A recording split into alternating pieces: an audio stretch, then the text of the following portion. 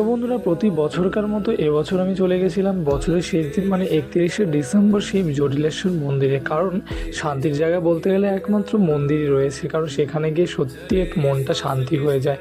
আর সেখানে প্রতি বছরকার মতো এবছর আমি চলে গেছিলাম। আর এই 31শে ডিসেম্বর মানে বছরের শেষ দিন আমি যেখানেই থাকি না কেন, আমার সামনে যেই মন্দিরই থাকুক না সেখানে আমি একবার হলেও যাওয়ার চেষ্টা করি। কারণ নতুন বছর পড়ছে, এবছর আমাদের 2024 থেকে আমরা কী কী পেয়েছি সেটা গিয়ে ভগবানকে যদি না শেয়ার করতে পারি সত্যি আমার অসম্পূর্ণই থাকে বছরটা। আর আগামী বছর মানে নতুন বছর পড়ছে, সবার যাতে অনেক অনেক ভালো কাটুক এটাই আমি প্রে করি ভগবানের কাছে গিয়ে।